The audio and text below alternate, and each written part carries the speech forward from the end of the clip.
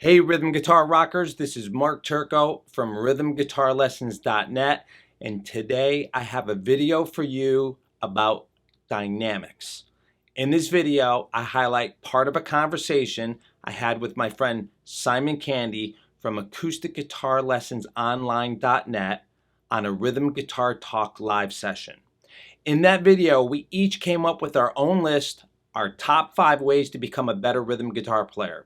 One of Simon's top 5 was the use of dynamics in rhythm guitar. As Simon mentions, dynamics are an easy way to make your rhythm guitar playing sound better instantly with very little effort. Dynamics are not just one thing, and Simon explains different aspects of dynamics and demonstrates what they sound like. Here's what Simon had to say.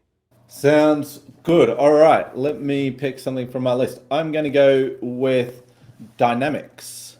So, dynamics are so important.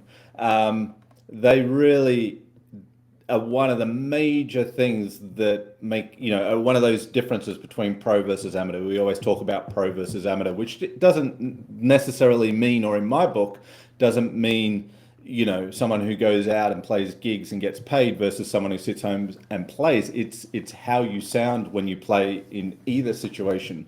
So dynamics are something that you can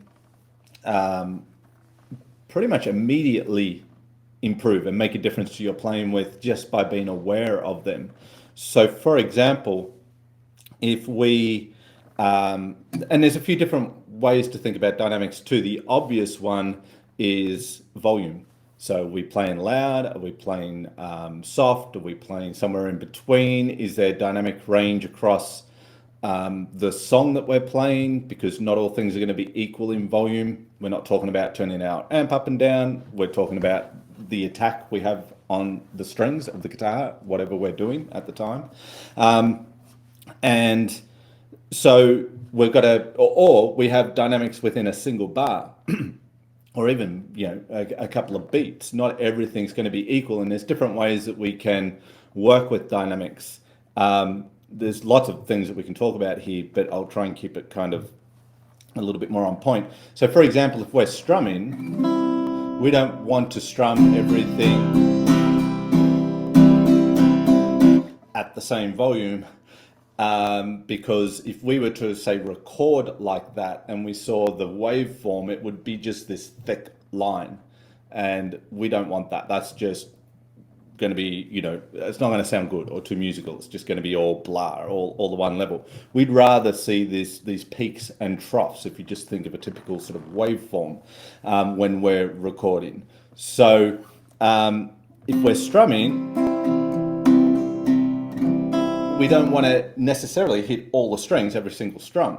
We want to hit, depends on the accent of the strumming pattern, depends on, what we want to pop out. So that can depend on what you want or the song that you're playing, but you sometimes will target the lower parts of the strings on certain strums, and sometimes the top strings with your strumming.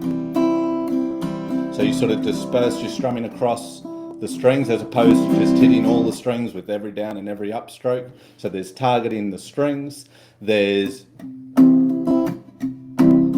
muting, palm muting on certain parts. That's great for rhythm parts, to get that punch and to get the dynamic there. You hear it a lot in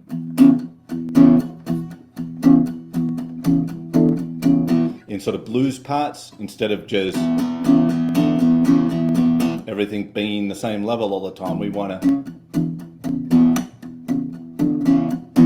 get a little bit more of a dynamic happening there. So it's the way you hit the strings, the force you hit the strings, which strings you hit.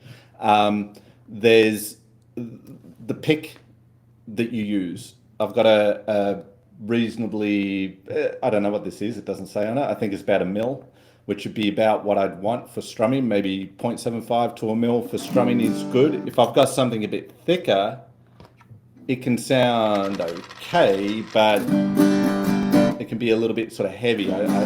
It's not horrible. These are really nice picks actually, but it's pretty thick. I probably want something around about the mil, but even the same gauge pick can be different if you've got a bunch of 1 mil picks, they can all sound different. So you find something that you like the sound of. Another thing I do a lot with my strumming when I got the pick, but not all the time. I think I do this. I will put in certain strums with just the back of my nails because I like the sound. So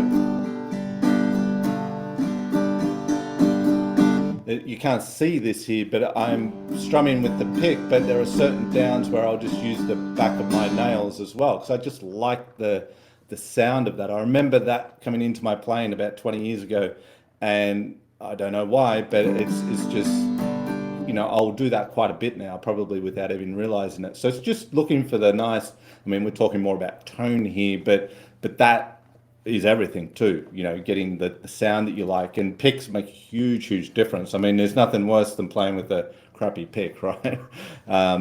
You'd rather play with no pick. So dynamics, there's also just, picking out notes as opposed to strumming and mixing those things together. That creates a certain dynamic as well. So it's not always just about volume, although that is really big and important. And if you're aware of it, you can fix it or make a difference with your playing immediately.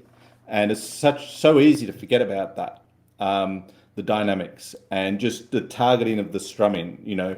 Strumming appears to be a pretty basic sort of thing on guitar, and it is essentially, but you see some people just have a great sound strumming. It's just the touch they have, it can really, you can really work on your strumming and get it to sound really good, as opposed to just the basics of it, and pick and dynamics and targeting strings and all that sort of stuff makes a big difference to the sound of your strumming. So dynamics, I think, is really important, and as you say, that's for everything, not just rhythm guitar, but certainly in the context of rhythm guitar, because that's what we're talking about here today. I want to thank Simon again for coming on with me live to discuss this topic and many others. The link to the full live stream is in the description of this video, so you can check out each of our own top 5 ways to become a better rhythm guitar player. So here's just a quick recap on what Simon had to say regarding dynamics: volume, string targeting, palm muting, the type of pick you use of your fingers in combination with a pick, and arpeggiating chords. All of these things were excellent suggestions to quickly and easily make your rhythm guitar playing sound better instantly. Let me know in the comments section what other topics you would like me to make videos on. If you like this video, please like, subscribe, and set your notifications so you know when I create a new video. Remember, always have fun with your guitar, and I'll see you next time. If you like that video, you're going to love this brand new e-guide that's totally free. The link is in this video's description, or you can go to rhythmguitarlessons.net/P, lowercase r, lowercase o.